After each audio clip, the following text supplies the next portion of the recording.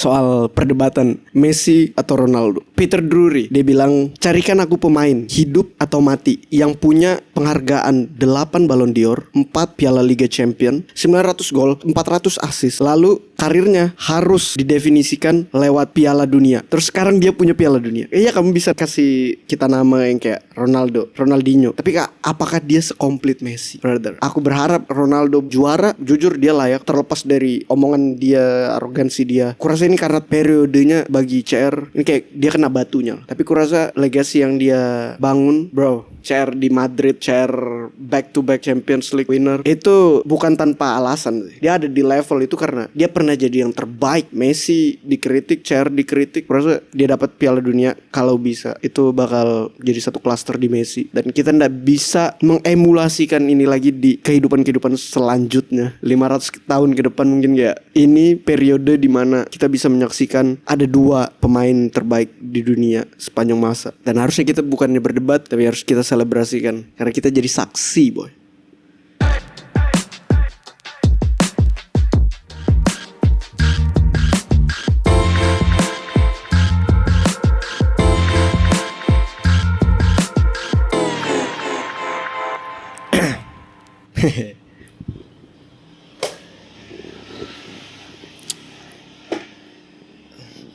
Semoga hati-hati kamu.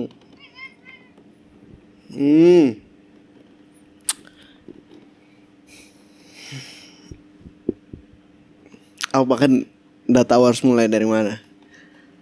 Halo guys, selamat datang kembali. Brother, udah ada banyak hal yang sudah terlewati ya. Maksudnya aku udah bisa cerita banyak karena ini cuma satu sesi. Mungkin di episode-episode selanjutnya bakal ada apa ya, description. Aku nggak tahu. Aku bahkan nggak tahu mau bahas apa. Mungkin aku ada catatan sedikit di sini. Kebanyakan bola. Karena ya World Cup, brother. Aku sesungguhnya ya ingin banget. Kenapa kayak kaku gini anjing? Aku harus lebih banyak bergaul sih. Aku harus banyak bergaul keluar sih. Sesungguhnya aku pengen kayak setup di mana gitu di luar. Terus kayak karena ini kebanyakan baterai kan. Pakai HP, pakai laptopku sekarang bisa baterainya walaupun gak sebagus itu daya tahannya. Tapi audio juga sebenarnya udah bisa, baterai memang udah bisa dari lama. Dan sekarang Smogi naik, oke. Kemarin dia sakit, tapi sudah sembuh. Dan sekarang jadi makin gesit karena tali baru. Cerita dulu, kenapa kamu kemarin sakit? Hah? Sakit? Dia sakitnya bisa pipis. Tapi karena berat badannya itu 6,2 kilo. Jadi itu kayaknya terberat Smogi yang pernah ada. Dan aku ngelihat dia memang gendut sih. Cuman kayak gendut sehat gitu loh. Kayak apa ya? Ya aku suka kucing yang kayak ada isinya. Dan tapi sayangnya itu kata dokter kemarin kayak kurang sehat jadinya. Sebelum dia obesitas, jadinya dia kan sekarang bawa talinya. Sebelum dia obesitas jadinya harus diet. Pas sakit ternyata dia turun 500 gram, 400 sampai 500 gram. Jadi sekarang itu kayak 5,7, 5,8. Karena waktu sakit itu berat, apa sih namanya, makannya turun banget nafsunya. Jadi kayak biasanya 3 scoop aku kasih, makanya talimu jatuh. Guys, sorry guys, ini Smogi minta mainan banget sih. Sini aja, nanti kita mainnya. Kemarin biasanya 3 scoop, tapi waktu sakit itu bahkan 1 scoop aja biasa nggak habis. Jadi aku harus kasih wet food. Dan sekarang makanannya harus khusus selama berapa bulan, 3 bulan. Tapi sejauh ini dia udah fit, udah lari-lari. Aku nggak tahu Smogi kayak mungkin karena kemarin sakit, jadi dia mau balas dendam gitu kan. Sekarang tambah gesit dari sebelumnya. Jadi lebih lincah. Pantat mulu Smogi. Kuantum kamu. Soalnya ini kalau tarik ke atas ini naik deh nih, loncat deh nih. Loncat deh nih. Udah tau kalau dia berani atau enggak ya. Mungkin dia sudah ngelihat. Aku udah tau kalau kalian bisa lihat, dia sudah kayak lock in.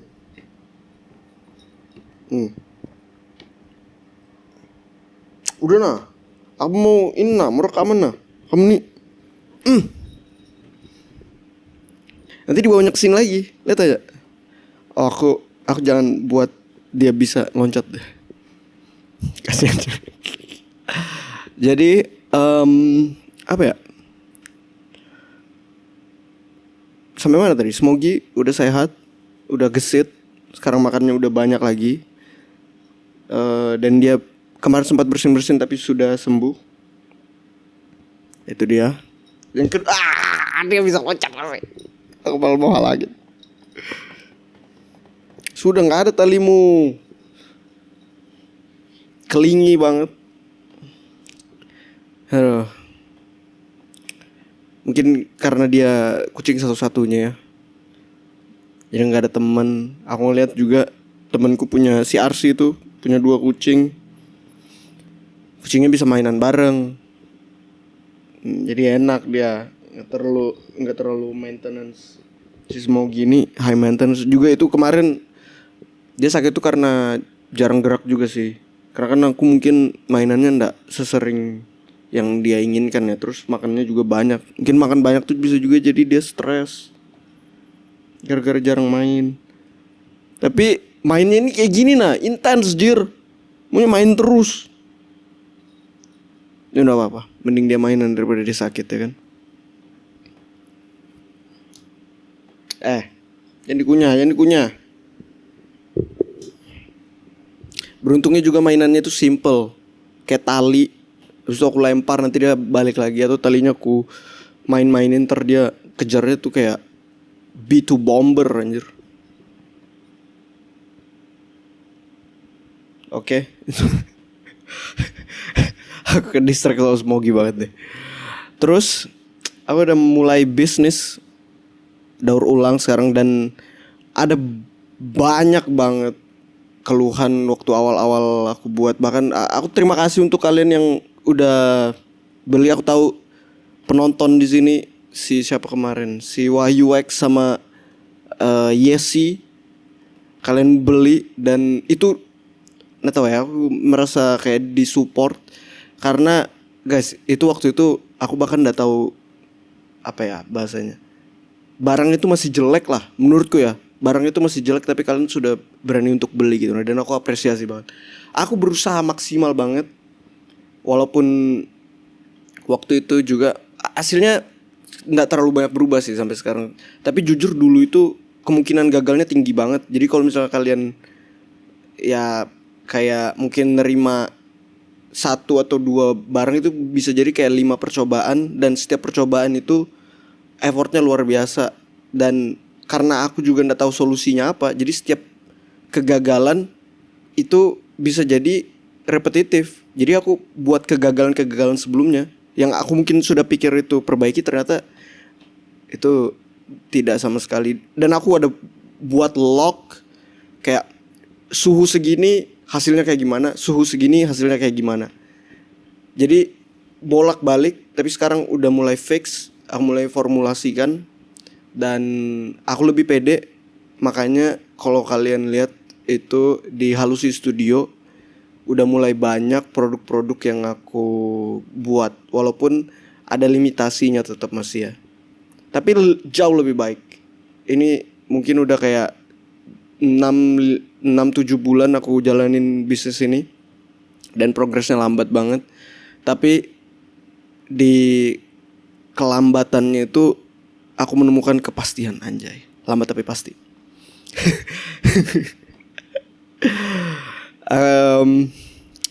Apa ya contohnya ya? Kayak aku sebenarnya kan aku beli mesin ya.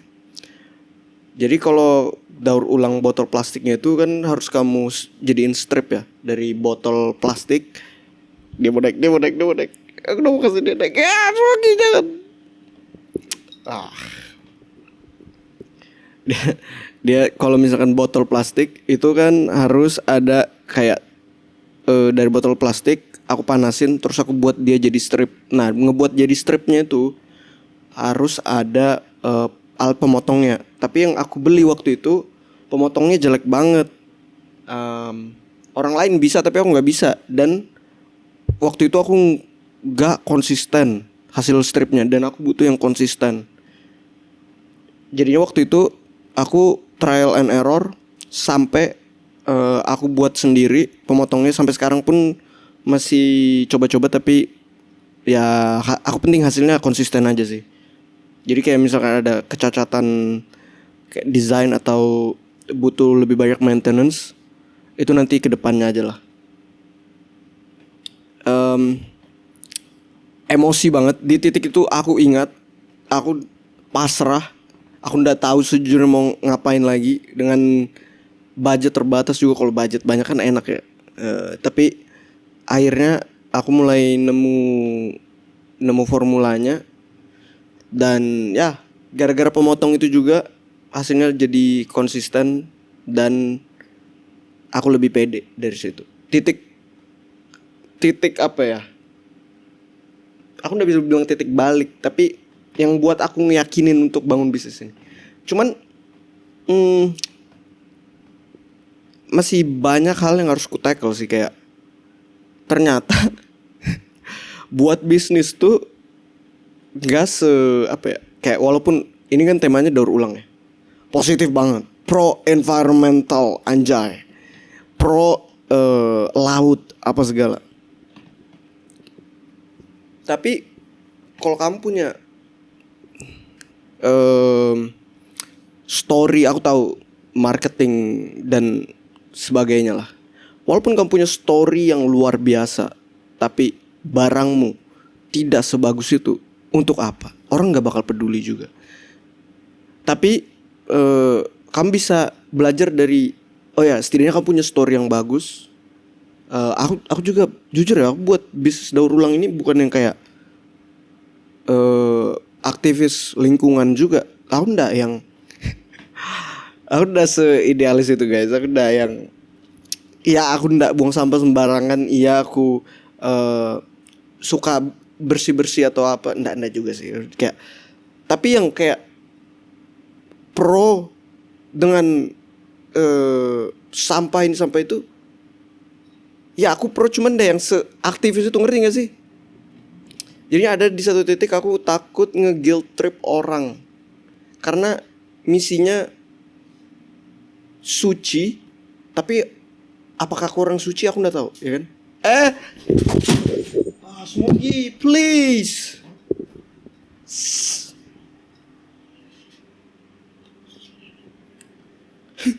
Dia tuh suka nyender di tiang-tiang tuh, ngerti kan? Bisa kucing.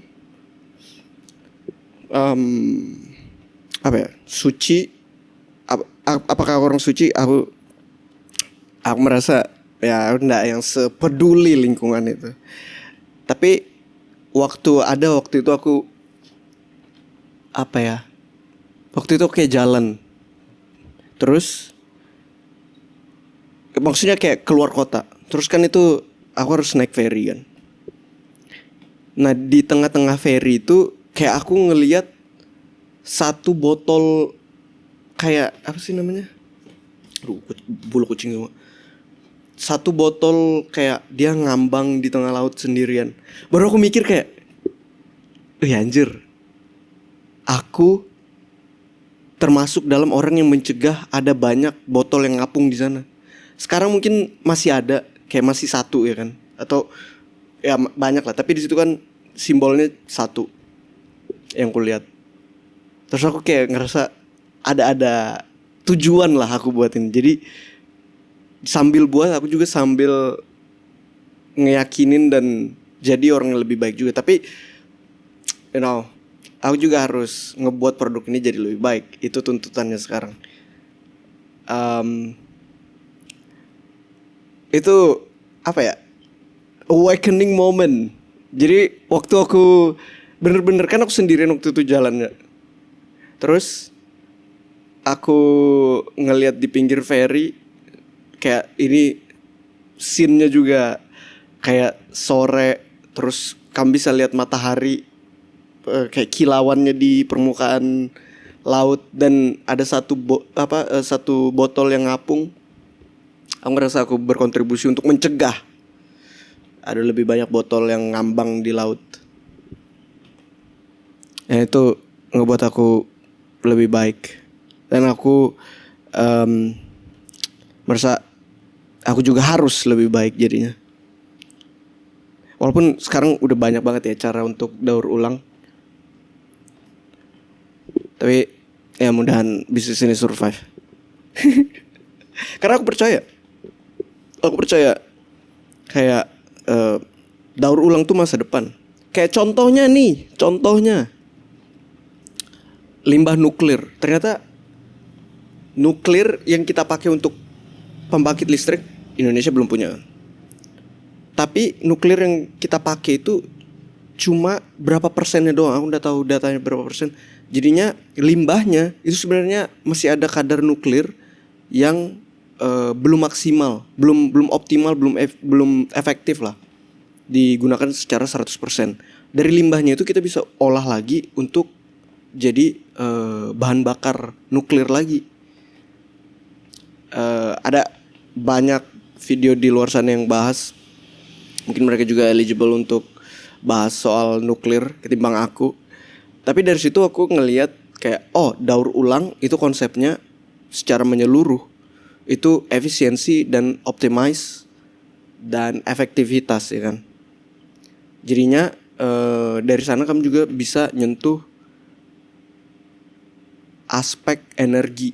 Jadi bisa aja kalau kayak aku lupa di mana ya, di Prancis kalau nggak salah, itu mereka kan ada daur ulang nuklir. Bisa jadi karena Indonesia, terutama Kalimantan, itu jarang kena gempa atau bencana alam, bisa jadi di sana ada proyek daur ulang nuklir. Sebenarnya aku nggak terlalu setuju ya, jujur serem punya nuklir itu. Kita bisa lihat Chernobyl sama Fukushima kemarin. Tapi bro, konsep daur ulang itu kurasa menarik. Belum lagi Prancis juga dapat profit dari situ kan, karena kamu daur ulang. Antara energinya kamu pakai sendiri atau kamu bisa ekspor lagi ke negara-negara lain. Tapi sekarang kita swasembada energi yang kayak oil aja dulu, yang kayak minyak sawit aja dulu. Itu aja dulu, jangan ke nuklir deh. Jadi aku tahu itu perjalanannya masih panjang untuk kita, tapi contoh kecil kalau daur ulang itu bisa ke energi. Apalagi ya? Kayak PLTU, tapi dari sampah. Di Cina itu banyak ya kan konsepnya. Aku padahal pengen buat postingan soal ini di Halus sih, tapi satu-satu ya. Ini aja aku rekaman udah beruntung anjing. Jadi di Cina itu mereka daur ulang kan biasanya kalau konsep ini deh, pembangkit listrik tenaga uap, itu kan ada sesuatu yang dibakar, dia menguap, mutar turbinnya jadi listrik ya kan. Ya pokoknya mekanisme kayak gitulah. Aku bukan orang yang tepat untuk menjelaskan detail itu, tapi konsep besar kayak gitu. Jadi kamu intinya harus ngebakar sesuatu yang mana itu aman untuk kayak lapisan ozon. Kamu harus pastikan itu aman. ya kan? Makanya biasanya di apa sih namanya, di pembuangan uapnya itu, asapnya itu bisa dipasangin filter. Nah, filter itu yang di advance sama Cina, ya kan? Aku lupa Cina atau Korea atau Jepang, kayaknya Cina. Jadi sampah kan kalau dibakar kan ya hasilnya macam-macam, apalagi kalau misalkan ya kalau kamu bisa sortir. Kalau misalkan di dalamnya ada nuklir ya. Misalkan aku punya power bank nuklir terus aku buang dan aku sortir, itu kan meledak, cok. Ya tapi pokoknya harus ada ini lah. Aku nggak tahu secara kimianya gimana. Pokoknya mereka bisa filter itu semua jadinya aman. Kemungkinan Indo kan punya Bali, punya Bantar Gebang di Jogja juga kemarin itu mampet, nggak mau nerima apa sih sampah. Jadi sekarang ada program warga Jogja apa ya pokoknya masyarakat Jos anjir. Jogja olah sampah atau apa gitu, masyarakat Jos jadi lucu namanya. Cuman itu baik dan buruk ya, karena kita bayar pajak, seharusnya sampah itu juga jadi salah satu yang pemerintah urusin lah. Masa MBG, masa jalan tol di pulau-pulau sentral terus ya kan, sampah juga, apalagi di Bali dan Jogja dan di Jakarta itu nggak ketolongan. Terus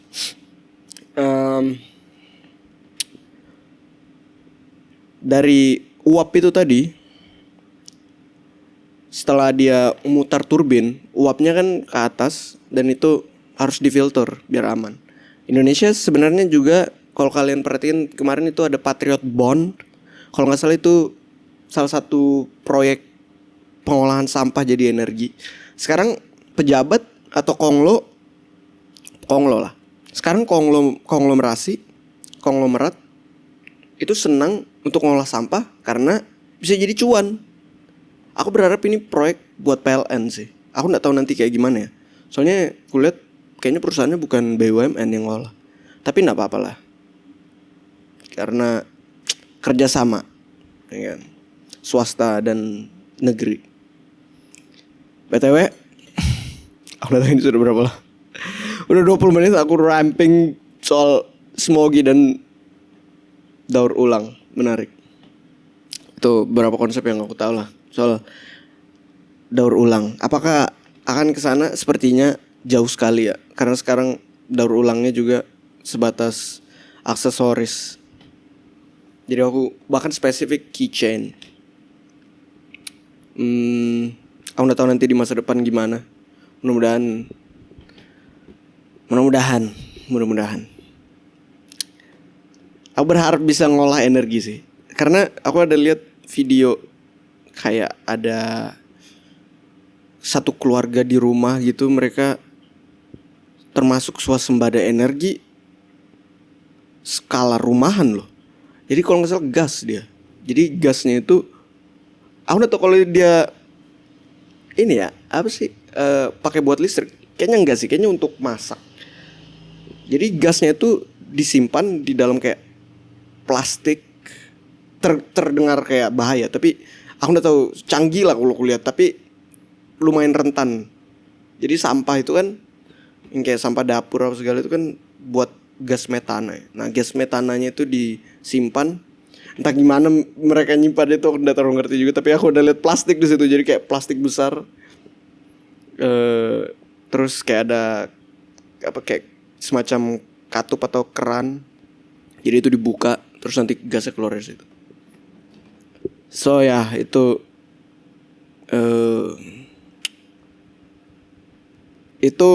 daur ulang juga dan menarik konsepnya. Mungkin untuk kesana, brother, itu visi yang ambisius, tapi aku belum bisa ngeliat itu setidaknya kayak 3 tahun ke depan. Kalau ini segacor itu, mungkin aku bisa naik level ke daur ulang yang lain dulu sampai ke bisa ke energi. Mungkin karena itu juga namanya halus ya. Ngehalu. When ya. Terus aku pengen bahas World Cup. Harus kayak kita bahas World Cup sekarang. Karena bro, World Cup seri ini salah satu yang bisa aku lihat menarik di putaran grup. Aku nggak pernah ngerasa putaran grup serame ini. Mungkin hype-nya juga ya karena tuan rumah US. Jadi semua media itu nyorot.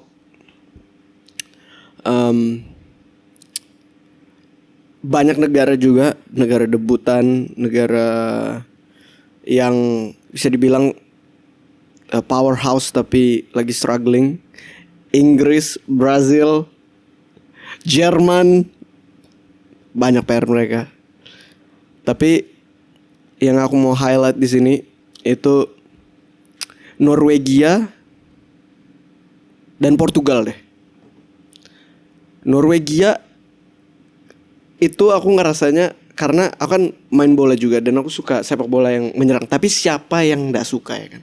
Orang yang suka parkir bus, strategi parkir bus, kemungkinan dia coach, ya kan? Kulihat pelatih-pelatih, aku bisa paham juga kalau pelatih suka atau setidaknya kamu suka taktis lah dan orangnya realistis. Jadinya taktik parkir bus itu apa ya? Salah satu jadi favorit lah. Tapi kan aku di sini sebagai apa ya, penonton doang dan aku juga suka bermain sebagai penyerang lah. Jadinya kalau aku lihat Norwegia itu punya gaya bermain yang cukup terbuka dan mereka punya advantage. Di depan ada 2 tower besar, Sorloth sama Erling Braut Haaland. Anjay. Aku bukan fans City, aku bahkan kayak aku suka Haaland ya karena dia punya postur yang luar biasa besar, terus besar apa sih namanya, kayak bukan lapar. Kamu bisa lihat Haaland tuh lapar loh. Jadi kamu kasih bola kayak manapun ada aja dia buat itu. Itu yang aku bisa bilang kayak siapa ya striker zaman dulu kayak gitu. Mungkin Lewandowski atau Suarez, enggak juga sih. Aku nyebut nama pemain Barca karena memang aku referensinya Barca banget sih. Striker klasik lah. Mungkin Van Persie salah satu kayak striker yang kamu kasih bola kayak mana gitu ada aja dia buat. Kayak misalkan bola crossing dari belakang nih, ya kan? Kamu susah untuk ngelihatnya loh, kamu sudah harus kayak gini. Bolanya itu turun di depanmu, tapi dia dari belakang. Kalau dari samping kamu masih bisa perkirakan, tapi ini dari belakang. Terus kamu bisa tendang first time volley ke sudut gawang, itu luar biasa. Dan Haaland punya kayak, dia enggak punya first timer yang seluar biasa siapa ya, Van Persie, tapi kamu bisa lihat kalau dia itu punya kreativitasnya. Dan itu apa ya, di era sepak bola yang sangat sulit untuk ada striker seperti itu. Kan sekarang sepak bola winger ya kan, lebih ke teknis kayak gelandang. Makanya kayak pemain-pemain kayak Pedri, pemain-pemain kayak siapa lagi, Kevin De Bruyne, mereka spesial tapi percuma ada mereka kalau nggak bisa dikonversi jadi gol. Tetap striker itu seklinikal itu. Makanya kurasa Norway mungkin secara tim mereka bakal ya pasti ada aja dapat sial gitu loh. Mungkin ngelawan siapa kandidat lawan mereka ya? Kayaknya secara poll itu mereka nggak terlalu. Kurasa dia paling ndak semifinal. Aku udah bilang ini juga di thread. Biasa aku suka debatin orang-orang random di thread. Dan aku percaya semifinal setidaknya Norway. Kalau mereka masuk final, udah tahu kemungkinan dia bakal kayak Kroasia juga sih, kalah di final ya kan. Tapi kemarin waktu lawan Prancis, Norwegia Prancis, aku nonton Ostigard itu, man, distribusi bola dan dia punya teknis untuk untuk progresi bola ke depan sih. Jadinya itu ngebuat aku setidaknya optimis, nggak cuma kayak Odegaard. Dan kalau kamu perhatikan sekarang banyak skema formasi-formasi pakai 3 back. Sayangnya Italia, salah satu liga yang dulunya cukup ngebawa formasi 3 back itu jadi tren. Setidaknya di tim-tim Serie A itu nggak lolos. Sayang itu sih. Tapi jujur untuk negara aku nggak bisa kayak favoritin siapa gitu loh. Karena ya aku fans Barcelona, tapi apakah Spanyol akan juara? Sulit, karena Spanyol nggak punya unsur klinikal itu. Striker mereka Oyarzabal luar biasa, Ferran Torres kurang beruntung aja kadang. Tapi aku nggak tahu sih, di saat-saat klinik di saat-saat penting kemungkinan mereka nggak muncul. Jadi pemain-pemain kayak Lamin itu ya kayak jadi Lamin di Barcelona juga. Nggak yang ini kayak kalau kamu lihat mungkin kayak Argentina tahun-tahun seri-seri dari kayak 2014 lah. Mereka punya Higuain, mereka punya Lautaro. Tapi itu nggak bisa cuma Messi doang gitu. Lamin tuh ya punya DNA Messi, gaya bermain Messi, tapi Neymar lebih dekat sih. Tapi kayak ngerti lah, saat kamu carry satu negara, satu tim, yang lain tuh juga setidaknya harus bisa konversi peluang-peluang lebih baik. Dan Norway kurasa punya pemain-pemain penting itu. Kiper Norway juga solid. Aku lihat, aku lupa, aku bahkan nggak tahu banyak namanya. Tapi dari cara bermain, aku bisa ngelihat Norwegia. Portugal, itu dia sih. Portugal tuh pemainnya luar biasa, gelandangnya mewah banget kan. Vitinha, Bruno Fernandes, siapa lagi? John Neves. Siapa namanya? Ya kan, John Neves kan. Ya. Rafael Leao. Udah tahu cara pronounce namanya, sorry. Walaupun Rafael juga performanya turun ya musim ini, nggak kayak musim lalu. Mungkin karena role-nya di klub. Dan dia juga nggak bisa defense sih kulihat.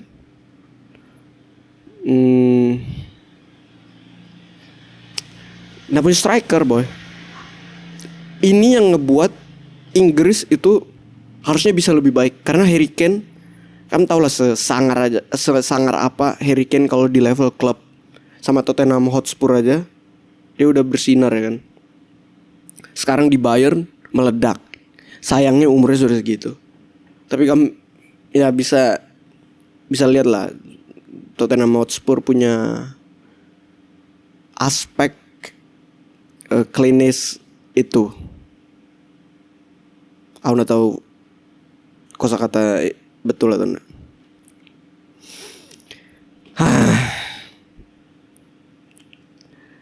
Portugal susah untuk juara menurutku. Cristiano Ronaldo umur boy, nggak bisa bohong umur itu. Kalaupun Portugal itu naik, Kayak mungkin mereka paling jauh juga. Tergantung ini kalau Portugal. Apa sih namanya? Tergantung polnya. Jalurnya mudah mungkin dia bisa masuk final juga sih. Tapi kalau dia sudah ketemu kayak tim Prancis, bro, Prancis sekuat itu. Aku benci.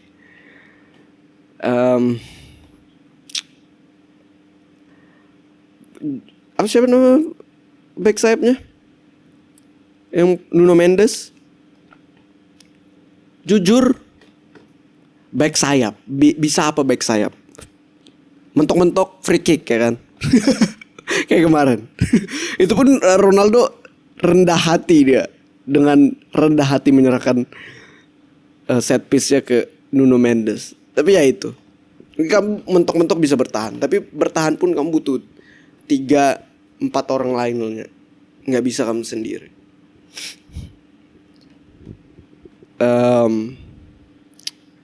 Aku udah tahu Portugal nggak masuk dalam radar juara aku sih. Kalaupun juara kayak Prancis masuk polnya. Bahkan Argentina kurasa agak susah sih sudah Argentina. Karena iya mereka lagi mempersiapkan era setelah Messi. Kulihat nggak yang mainin Messi secara jor-joran kayak musim sebelumnya. Kalau ini match terakhir dia diistirahatin ya, lawan Yordania. Kayak dia masuk tapi menit berapa gitu ya kalau nggak salah. Jadinya aku pikir kayak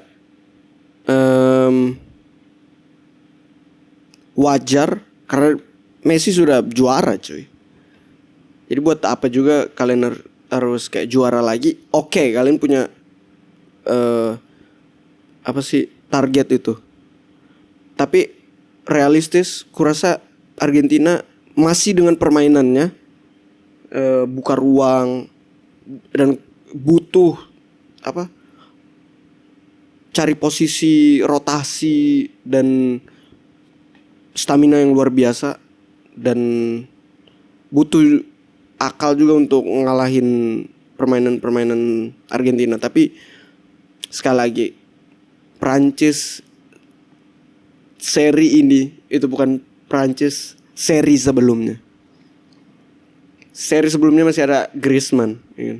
Sekarang ada Olise, ada Doué, Dembele placing ke gawang Norwegia kemarin hat-trick.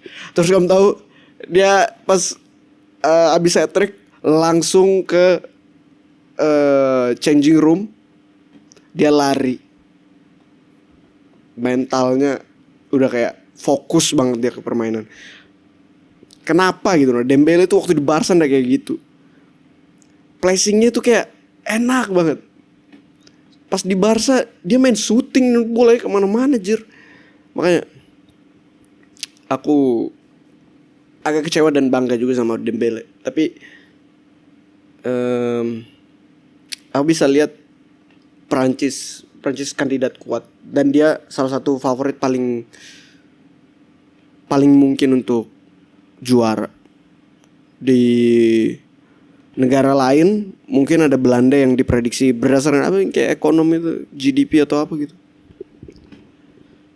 Itu Belanda aku udah sempat nonton juga ya, cuman memang solid Belanda tuh kayak dari back juga pemain-pemainnya luar biasa. Tapi aku udah ngeliat Belanda yang sespesial itu gitu loh. Aku belum nonton Belanda, mungkin nanti kayak cara main mereka gimana. Tapi kan ada Dumfries, ada Van Dijk, ada De Jong. Terus siapa Brobery yang strikernya ini lagi naik daun. Kurasa mereka ada di atas sana, cuman kayak setidaknya Belanda ada di top 5. Tapi untuk jadi juara susah untuk ngalahin Prancis. Tapi terserah aja lah orang mau bilang apa. Belanda nggak meyakinkan itu, setidaknya aku harus nonton dulu sih. Baru kayak finalisasi kayak oh ya ini ini ada di tim favorit juara atau enggak. Siapa lagi ya? Yang aku lupa, Cape Verde atau lupa aku nama negaranya. Curacao. mereka kejutan luar biasa sih. Aku kan nggak tahu di mana letak geografis mereka, tapi melihat pemain-pemainnya, setidaknya di highlight golnya itu energik banget. Ini kayak permainan Ekuador. Ekuador energik banget. Dan Jepang juga energik banget sih. Korsel juga energik banget. Tapi sayangnya Korsel tuh secara pemain udah habis. Kalau Jepang kan mereka Jepang kayak mereka buat sistem bukan talent, dan untuk melahirkan talent itu bergantung sama itu sulit banget. Dan kita lihat Indonesia lah. Indonesia kan injeksi ya. Injeksi pemain-pemain naturalisasi. Dan untuk masa depan mungkin kayak 3 periode World Cup pun kita masih struggling, kecuali ada banyak perubahan sistem secara organisasi dan mental, dan juga mungkin kayak kompetisi dalam negeri. Udah tahu ya kenapa apa organisasi untuk kayak skala kabupaten gitu, kenapa enggak organisasi skala kabupaten olahraga ini gak buat kayak, bukan ya mereka ada Suratin, ada apa lagi itu yang liga-liga lokal, tapi itu dihitung ini kah? Tarkam kan? Enggak kan? Tarkam itu kayak orang banyak duit random yang buat turnamen, ya kan? Nggak dari pemerintah kan? Kenapa mereka nggak buat liga lokal aja? Walaupun ada sih, tapi kayak come on man. Ya, ini kalau aku bahas pasti kayak sistem korupsi, lari ke situ lagi.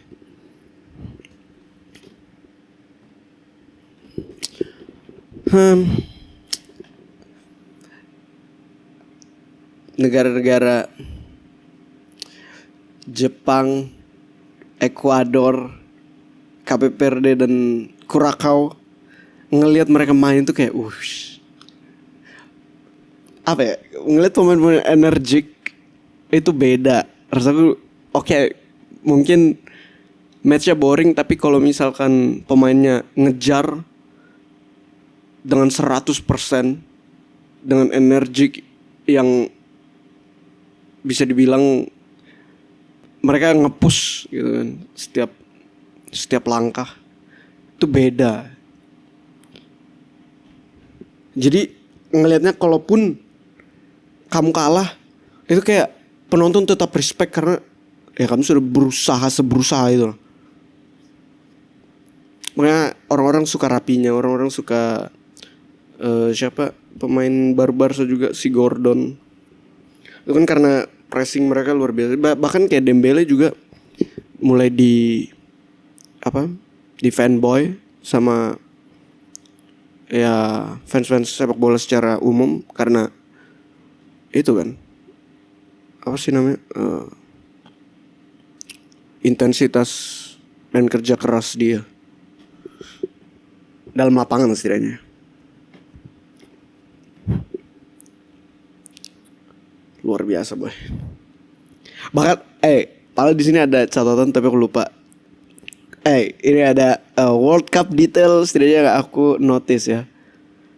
Kalau kamu sadar itu, ini bukan hal baru ya. Cuman yang aku notice kayak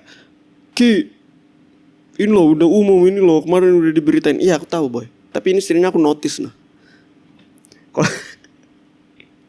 Kalau kamu lihat countdown sebelum kick off, itu kayak ada tensi tersendirinya kayak di awal pertandingan 8, 7, 6 baru kayak 3, 2, 1 itu langsung kayak udah tau ya. Kalau aku dengar itu pas aku main ya, itu boy aku kebawa secara secara psikologis aku ngerasa kayak langsung sprint sih. Nggak tahu kenapa. Mungkin karena hitung mundur itu kayak kamu lomba lari atau apapun ya. Jadi soalnya ini balapan, tapi ada tensinya lah. Jadi menit-menit awal tuh mungkin juga kalau kamu perhatiin banyak gol-gol menit awal kemungkinan tuh gara-gara countdown ini, karena itu nge-trigger adrenalin. Nggak tahu ya, tapi lihat aja, perhatikan. Secara statistik aku bego, aku nggak punya datanya, tapi bisa jadi ya. Terus kalau VAR itu kan ada kayak diumumin. Bentar dulu deh, aku ngecek. Masih record. Terus VAR itu ada diumumin kan, kayak prior to the goal, bla bla bla bla bla, final decision, handball. Baru kayak orang kayak ada mix karena ada dua ini kan, ada dua kubu. Jadi kayak kayak anjir, aura wasit itu akhirnya ada. Terus sekarang kalau kamu perhatiin di belakang wasit itu ada nama dia. Jadi wasit juga dapat exposure, anjay. Mungkin itu juga ngebuat wasit apa ya? Kan sebelumnya wasit itu kayak terlihat anonimus lah. Kayak iya kamu bakal kayak cari tahu soal wasit itu, tapi kan kamu nggak tahu siapa wasit ini awalnya kan. Tapi kan sekarang sudah first glance kamu ngelihat kayak oh ya Michael Oliver. Jadi tahu kayak oh ya ini ada, dia legit ya kan. Kamu pernah ngelihat dia ini di Liga Champions, pernah ngelihat dia ini di Premier League. Di situ juga mungkin wasit punya kayak apa ya, integritas lah. Kayak aku bertanggung jawab betul karena sekarang ada namaku di punggungku. Menurutku itu bagus sih, Jadi ada tanggung jawabnya naik sedikit lah, rasa tanggung jawabnya. Dan mereka wasit sekarang kan pakai yang kacamata itu ya, rekaman kamera, anjay, itu keren sih. Apalagi yang kemarin aku lihat golnya Messi, anjir cepat banget sekali Messi balik badan anjir. Kita ngeliat dari atas tuh kan kayak relativitas ya, ini kayak lambat ini itu. Tapi kalau kamu lihat dari POV wasit, orang-orang ini memang maniak ya. Aku ngerasa kayak lambat banget, maksudnya kayak mudah-mudahan kalau misalkan ada kesempatan ya, kayak mungkin liga mana gitu ya yang levelnya nggak World Cup juga, mungkin kayak liga apa gitu dipasangin, yang mungkin liga amatir lah dipasangin, terus kayak bisa di-compare secepat apa sih orang-orang atlet-atlet kaliber World Cup ini, kayak dari sisi teknis, balik badan, terus kayak syutingan juga. Aku pernah ngeliat dulu waktu tahun 2011 kalau nggak salah, sampai tahun 2000 berapa gitu loh, La Liga itu sempat ngukur kecepatan tendanganmu. Dan kulihat Messi sama Ronaldo itu setidaknya yang kulihat ya 110-an kilometer per jam ya kan? Tapi kemarin Kylian Mbappe sama Harry Kane 120 jir. Atau mungkin itu faktor bola juga, tapi telak kayak kasus Jabulani, lebih banyak gol, bolanya dibuat susah untuk diprediksi, dan ya lebih banyak gol artinya lebih apa bahasanya, lebih apa ya, lebih menghibur. Dan nggak salah, tapi kayaknya Trionda nggak tidak seliar itulah. Jabulani memang nggak stabil, Broken ball. Broken ball.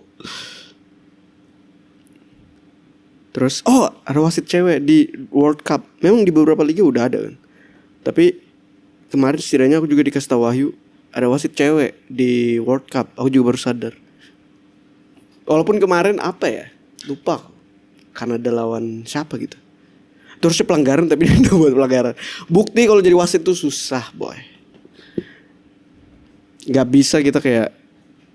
Aku ada follow apa sih namanya? Akun wasit gitu kan. Jadi wasit itu ada waktu di mana dia mungkin buat kesalahan juga ya kan. Terus yang mungkin bisa dia lakukan itu ngebalance. Nah, aku nggak tahu kayak mana secara teknisnya mereka ngebalance-nya itu. Apakah mereka harus sedikit berpihak demi menyeimbangkan ini di beberapa kasus. Jadinya itu channelnya ngebuka pemikiran. Jadi kayak oke, ini pelanggaran, tapi apakah ini harus kartu? Belum tentu. Ada yang kayak udah umum lah. Kalau misalkan kayak ini sudah kemungkinan gol terus dia tackle jadinya ndak gol. Misalnya di kotak penalti ya kan. Dia sudah 1-1 lawan kiper. Terus backnya dari belakang tackle. Itu kan penalti ya. Tapi apakah dia dapat kartu? Nah itu yang ditentukan lagi. Jadi ada persyaratannya lagi. Nah kartunya itu kalau misalnya tackle-nya bener-bener bahaya bisa jadi merah. Tapi di sepak bola modern, peraturan modern kayaknya jarang penalti dapat kartu, bahkan kayak kartu merah gitu. Itu ngebuka banget.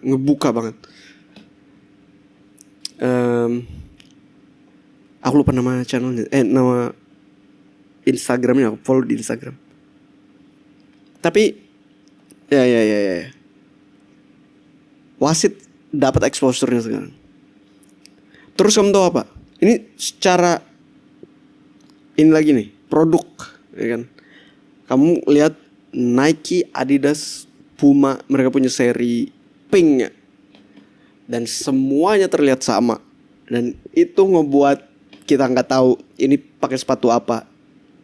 Apakah ini Nike, apakah ini Adidas, apakah ini Puma. Kenapa mereka pilih pink secara bersamaan itu kayaknya ini kayak kasus Neymar gitu nah. Neymar kan suka diving biar atau ada jangan Neymar lah. Kayak ada beberapa pesepak bola itu dulu kayak disengajain untuk ikat tali sepatu biar disorot kamera. Terus kayak akhirnya orang-orang kayak broadcast sadar, jadi mereka nggak pernah lagi kan nge-shot pemain-pemain lagi ikat sepatu. Padahal dulu kan shotnya tuh kayak terkenal lah. Sekarang udah nggak ada lagi. Dan mereka ngebuat kayak harus kelihatan itu sepatu-sepatu mereka. Jadi mereka ngakalinnya pakai warna. Pink itu counter sama hijau lapangan. Makanya kalau kamu lihat kalau pink itu jadi kayak pop up banget lah. Sayangnya semua merek pakai warna pink. Jadi kamu udah tahu itu Adidas, Puma atau Nike ya. Menurut itu kesalahan sih. Aku kangen era. Kamu tahu iklannya There Will Be Hater. Aku lupa ya. Pokoknya ada, aku bahkan beli dulu sepatunya yang warna hijau. Hijaunya itu yang kayak neon norak. Suarez pakai itu. Jadi aku suka. Brother. Itu era dimana aku suka videografi itu gara-gara itu juga tuh. Shoot mereka maksudnya shot-shot iklannya itu ikonik jir. Aduh ini hidungku gatal banget gara-gara kucing guys, sorry.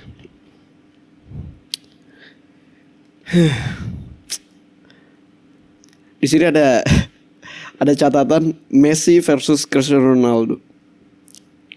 Oke, begini boy. Aku ngerasa kasihan sama Ronaldo karena dia harus kayak dikritis dia dikritik habis-habis karena salah dia juga ya. Dia mah arogan banget gitu loh. Messi kan orangnya humble. Jadi Ronaldo juga punya akun YouTube yang cukup ekspresif. Jadinya dia kayak dulu pengen World Cup, terus di akunnya sekarang yang dia podcast itu ngomong ke Rio Ferdinand kalau nggak salah. Dia nggak penting lagi lah pokoknya World Cup itu. Kesimpulan yang aku ambil. Tapi begini,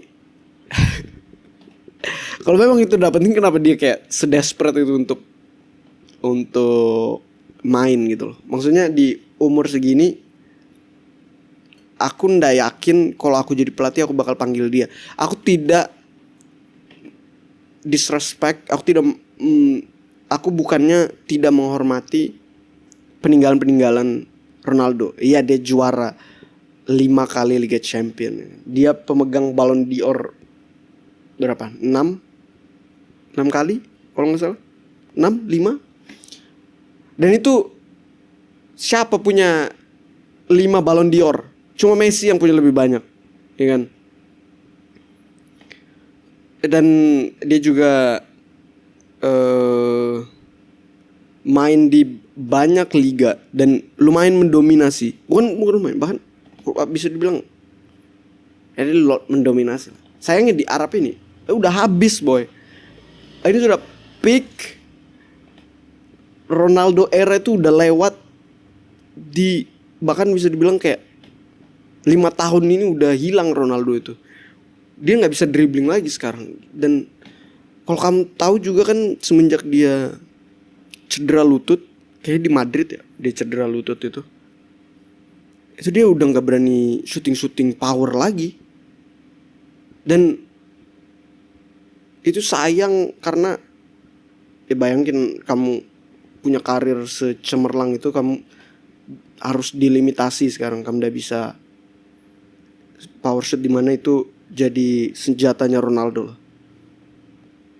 Ya dia tetap tendangannya kuat, tapi lihat tendangan Ronaldo di MU dulu, atau di era-era awal 2010 2012 2010 2009 Ronaldo di Madrid awal-awalnya tuh masih nomor 9. Bro,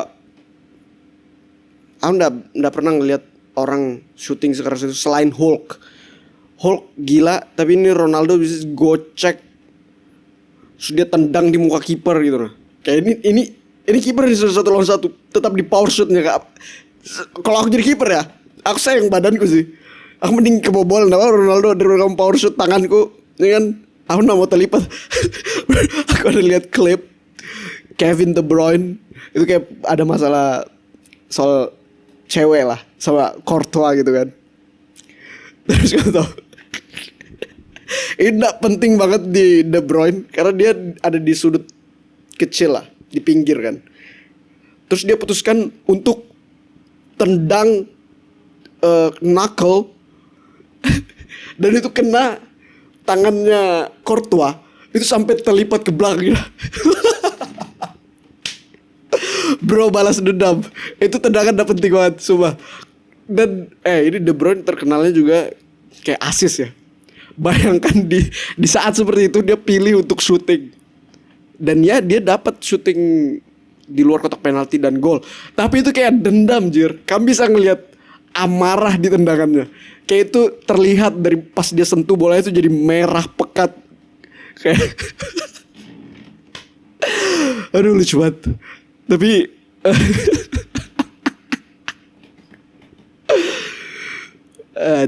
aku udah tahu masalah mereka detailnya gimana, dan apakah itu betul atau tidak juga aku udah tahu.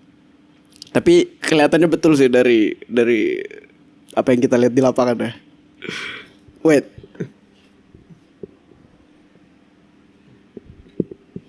Aku harus sekali-sekali cek durasi.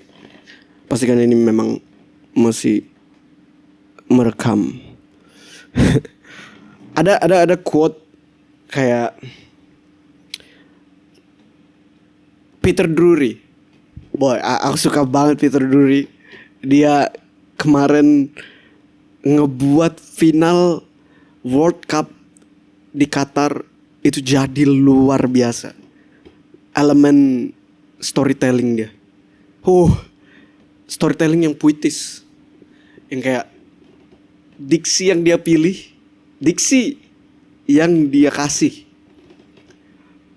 Itu kayak hampir ini live broadcast loh. Kayak mana kamu bisa deliver kata-kata indah on the spot. Itu gak buat itu talent. Itu talent. Dia godnya dia komentator terbaik sepanjang masa. Aku gak tahu kalau sepanjang masa olahraga. Tapi setidaknya di sepak bola dia luar biasa. Aku nangis karena dia. Ini selain matchnya luar biasa ya. Matchnya luar biasa. Aku gak pernah lihat match terbaik dalam hidupku kecuali match final Prancis sama Argentina 2022 itu. Match sepak bola terbaik yang komplit banget. Dan Peter Drury jadi apa bahasanya? Jadi apa kalau misalnya kamu pengantar? Bukan pengantar juga, apa ini namanya? Tour guide, pengantar ya kan? Dia jadi pengantar yang cantik gitu loh. Anjir. Kosakatanya tuh nah, aduh. Aku gak bisa ini ya. Contohin, kamu lihat aja Peter Drury, search aja. Pas dia di final Qatar tuh kayak gimana.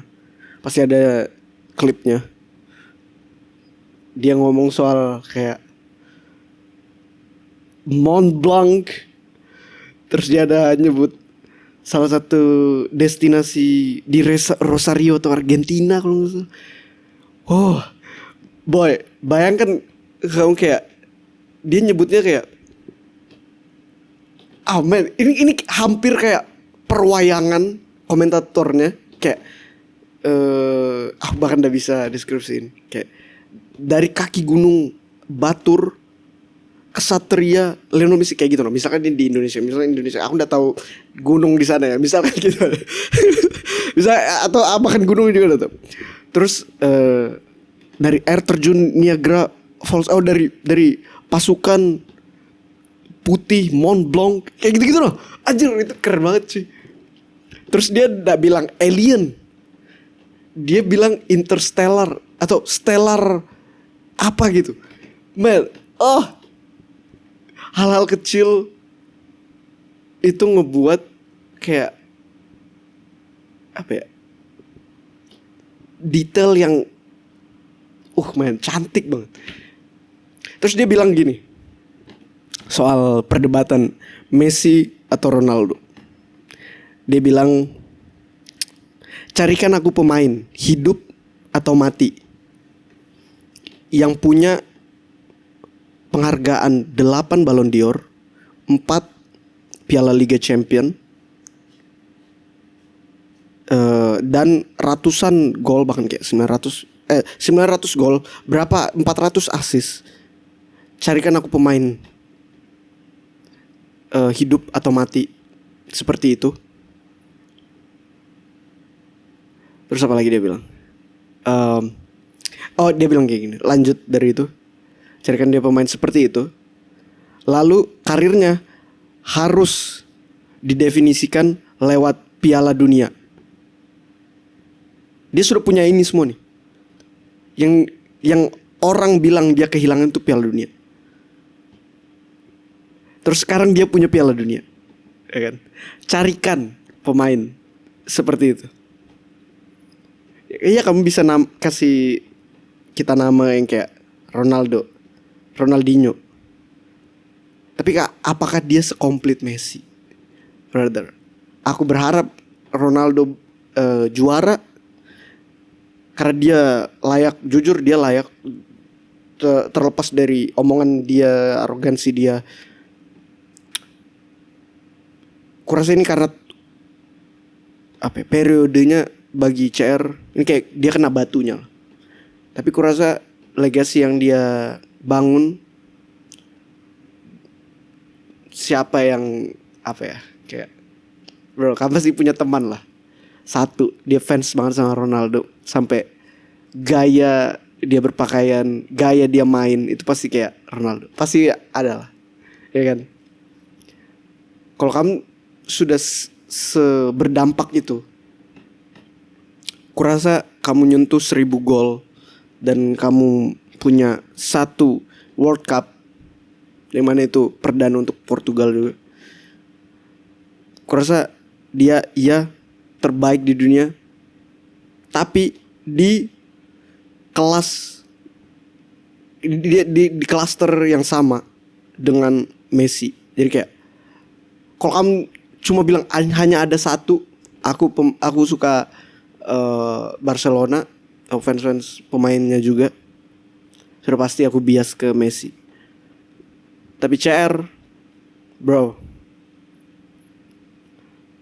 di Madrid, CR back to back Champions League winner, ya dia termasuk kan. Itu bukan tanpa alasan sih. Dia ada di level itu karena dia pernah jadi yang terbaik. Messi dikritik, CR dikritik, dan sekarang giliran CR lagi dikritik luar biasa. Kurasa dia dapat Piala Dunia kalau bisa, itu bakal jadi satu klaster di Messi. Dan kita nggak bisa mengemulasikan ini lagi di kehidupan selanjutnya. 500 tahun ke depan mungkin ya. Ini periode dimana kita bisa menyaksikan ada 2 pemain terbaik di dunia sepanjang masa. Dan harusnya kita bukannya berdebat, tapi harus kita selebrasikan, karena kita jadi saksi, boy. Dengar itu, boy, dengar. Itu kesimpulanku soal Messi, Ronaldo ini. Peter Drury, ya terserah lah kalau orang mau ambil Messi, mau ambil CR.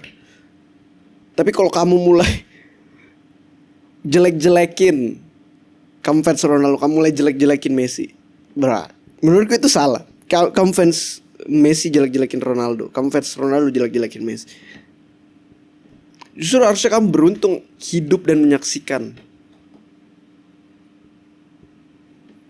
Karena bisa jadi cuma ini kesempatan di ribuan tahun kita ada di muka bumi. Di ratusan tahun ke depan atau ribuan tahun, puluhan ribu tahun ke depan, kemungkinan cuma ini pentas di mana 2 pemain terbaik sepanjang masa itu pernah ada.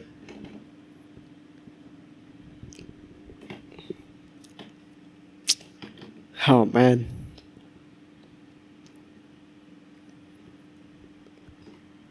Aku nggak tahu sih. Aku nggak tahu mau ngomong apa lagi.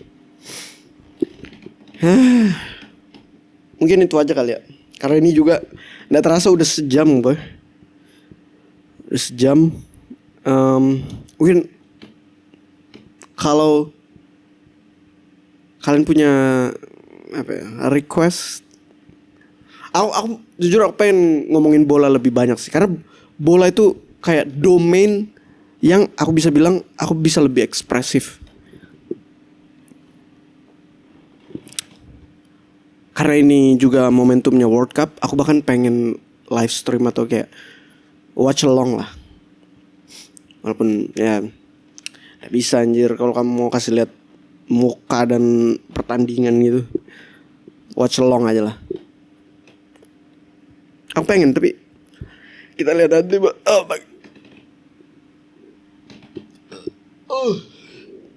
Mau beriga.